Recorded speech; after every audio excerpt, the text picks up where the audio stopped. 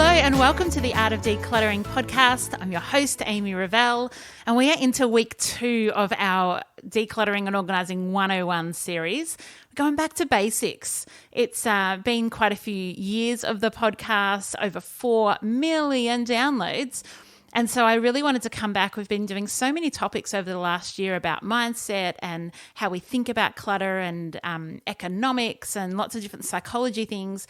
And I was like, do you know what? I want to bring it back to basics and really give this to you as an 8-week series that you can come back to over and over again. It's a really clear place that when you want to declutter a specific area, you can really easily just pop this episode on and declutter away. So today we're talking about pantry organising, one of the most satisfying areas to declutter in the house, because it's an area that if your house is anything like mine, people go to it like 50 times a day. And sometimes they're just standing there hoping that food will appear that wasn't there 3 minutes ago. And, you know, we use it every time we have breakfast and lunch and snacks and dinner and after dinner snacks. And there's so much in our pantries. They work really hard. And similar to the episode last week about kitchen, is you want your pantry to be functional. You don't need to have the prettiest pantry on the block. I'm sorry, if you love it, you can do it, but you don't need to. You don't need to have labels that are $1 each. You don't need to have containers that are, $45 per container. You totally can, and it will look beautiful. However, not everybody has the budget for that. And so I want to talk about some ways that you can keep your pantry organized. You can declutter, but you can use the space well. So I've got a declutter checklist for you this week. So if you have a look in the show notes, you'll be able to download that. So Pantry Decluttering 101, and it goes through all of the different types of things that you would have in the pantry, so you can go through and declutter along. And then I've got the downloadable, which is Pantry Organising. And that's what I want to talk a lot about today, is the organising side of it. And the decluttering will come in as we go. I don't have a very big pantry. So I've got like a little skinny cupboard that fits maybe a loaf of bread and a pack of rolls alongside each other. So that's about all that each shelf holds. And I think there's maybe 6 shelves. Super, super small. So what we've done in our house is, because there's, you can't really build a pantry into a kitchen if there's not already one, generally speaking, without a big kitchen reno, is the upper shelves above the sink. We've used those for our pantry. And so what we use is, I actually use like Tupperware, like the actual brand of Tupperware. The main reason for that is because I bought it before I had kids and when I had disposable income, and they just last forever. And so I'm still using them now. There are plenty of different options on the market that aren't going to put you back quite that much financially. Kmart, IKEA, Big W, anywhere that you go, kind of any store has them. The absolute key to pantry organisation is consistency in your containers. It may seem like something that's not that important, or maybe I'm saying it because I want it to look pretty, but I promise you I'm not. It makes everything easier, simpler, neater, tidier. You use better space. It's so much more functional. So you want to use containers. So I have 4 characters.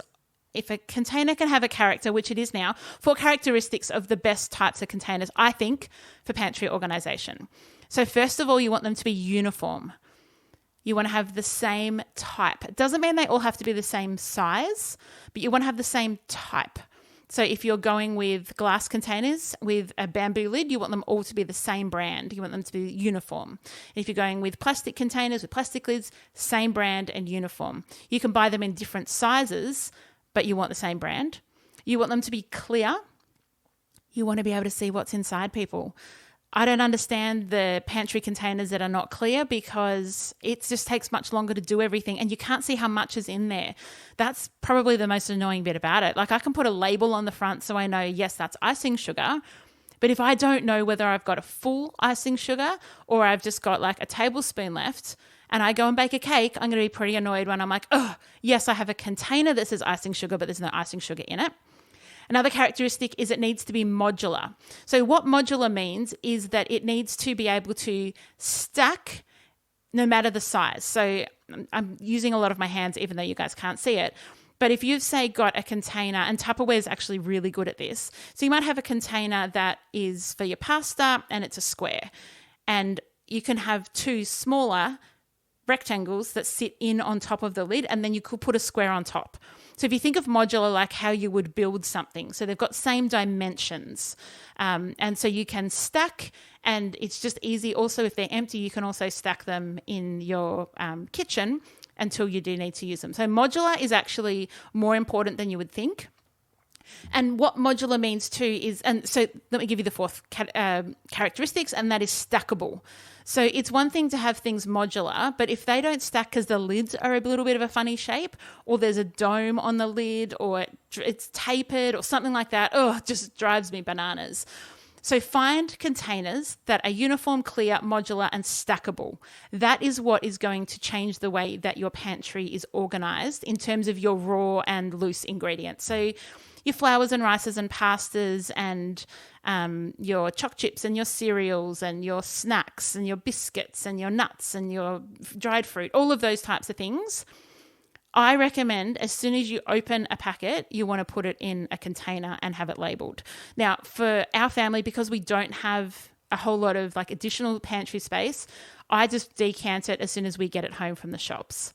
And so we just put it in on top. If you're someone who really cares about having the fresh stuff on the top and not on the bottom, so it's always like it gets older and older and older on the bottom where the new stuff comes on top, all I would suggest is just get out a bowl, tip the stuff in, put the new packet in, and then tip the old stuff back on top. It's really quite simple if you do it that way. So you want to have these containers also that seal well. Or I'm adding in a fifth characteristic. They're sealable, because that's really important to keep your food fresh. It keeps your pantry clean because you're not then having spills, and every time something moves, a little bit of puff of air will come out of the flour and it goes everywhere. But really, really importantly, and as a professional organizer, I can't say this enough, it reduces pest infestations. You may still have pests, but if they're not being fed, they're going to go elsewhere, right? So if you have choc chips for baking and you just keep them in the packet in the pantry, and a mouse comes in, it is going to eat through the packet and get to your choc chips. Whereas if they're in a container, which is uniform, clear, modular, stackable, and sealable, then the mouse is going to go, oh, look, there's choc chips. Oh, no, I can't get to them. I better go somewhere else. And so sealed containers is really important.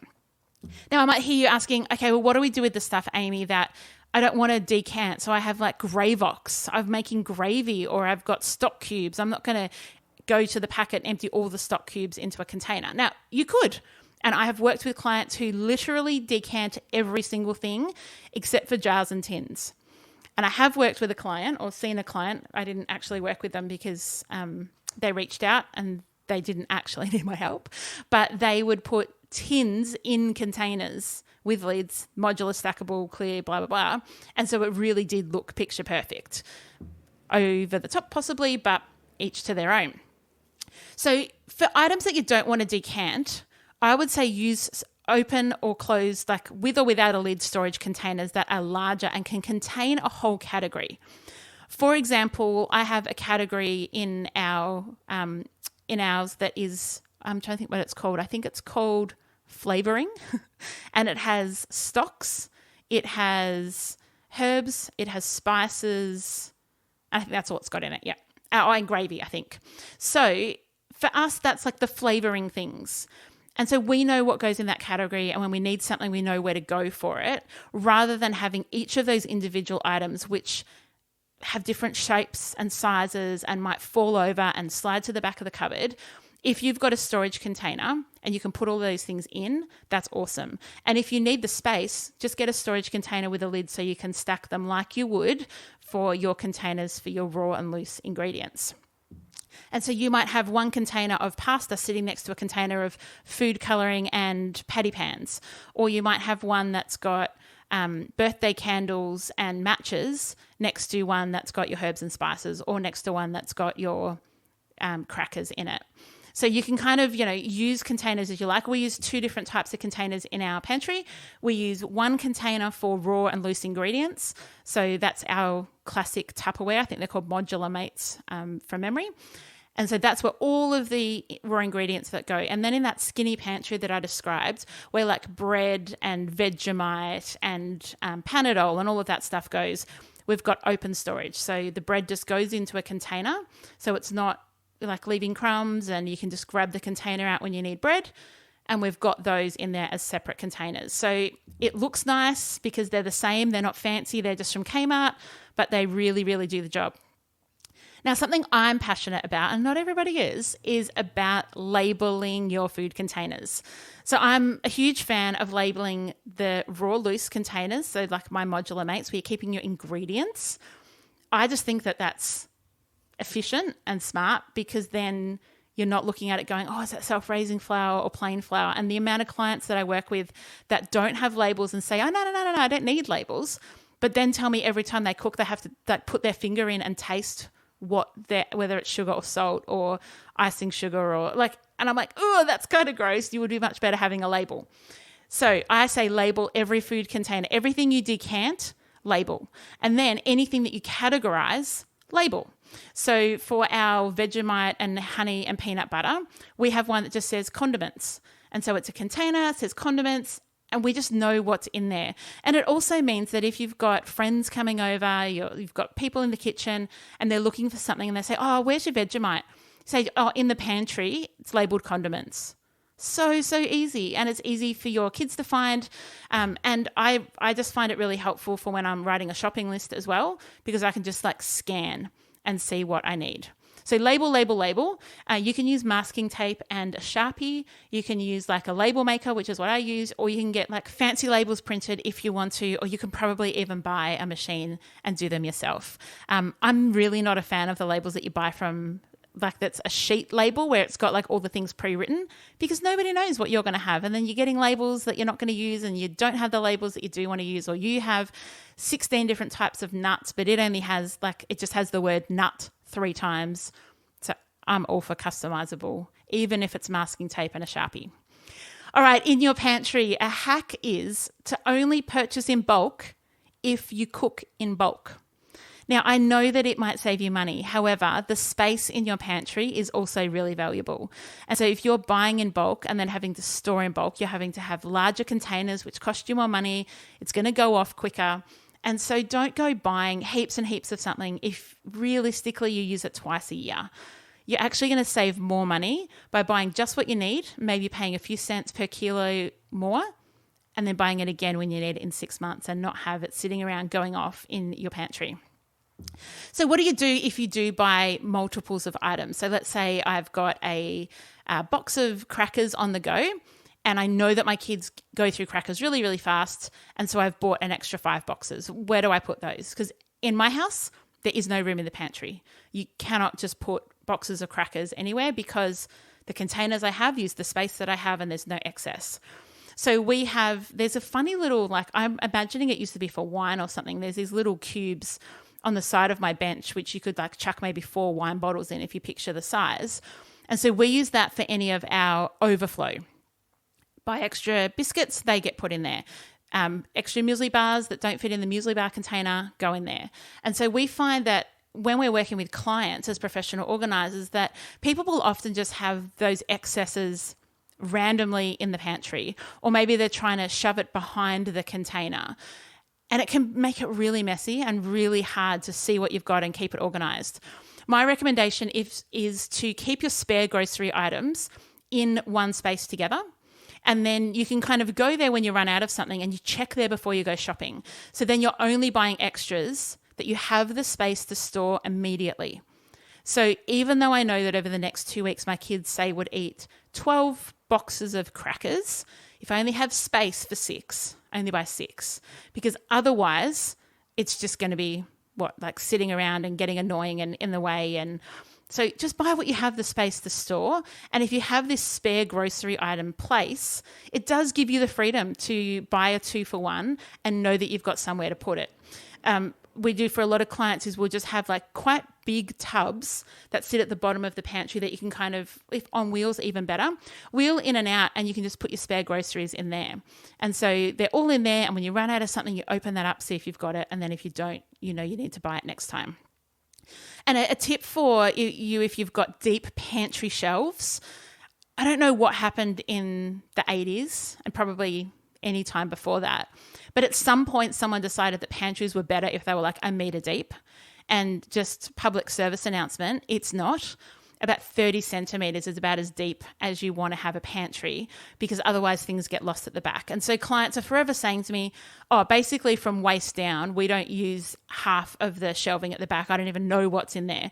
And we go in and there's like milk powder that's gone off and all that type of thing. And so use these deep pantry shelves, grab some long containers. So you're kind of making makeshift drawers, and then you can put things in them. You can even put those modular stackable containers in them. And when you pull it out, you can even access what's at the back, which I think is pretty cool. And my final tip is to organize your pantry like a supermarket. Have like items together for easy cooking. So you want to have all your pastas together and all your rices together and your breakfast cereals together. It may seem obvious. And so if you've got those categories, when you're looking for something and you want to grab a sauce, just pull out that drawer and you've got your sauces or your cans or your jars or your cereals or whatever you need to actually, have this pantry that is organized like a supermarket, and you do have those deep pantry shelves. Use those drawers. I promise they're going to make life so much easier. And the good thing about having like with like in your pantry is that when you're writing a shopping list, you can see quite easily what you've got. So yes, you might be cooking pasta and can't find the spiral, but if you can see very clearly that you've got fettuccine, you might just use that and not have to go out and buy more. So make sure you download the decluttering checklist and the pantry organising top tips. The link is in the show notes. And until next week, enjoy the freedom. I would like to acknowledge the Wurundjeri people, who are the traditional custodians of the land this podcast is recorded on. I would also like to pay respects to their elders, both past and present, of the Kulin Nation, and extend that respect to other Indigenous Australians. Thank you so much for joining me today. If you enjoyed today's episode, I would love you to rate and review the show on your podcast app. That will help others to find the Art of Decluttering podcast as well. If you'd like any more information, you can visit theartofdecluttering.com.au, and I would love to see you in my Facebook group. Just search the Art of Decluttering community on Facebook and join today. I hope that you have an incredible rest of your day and enjoy the freedom.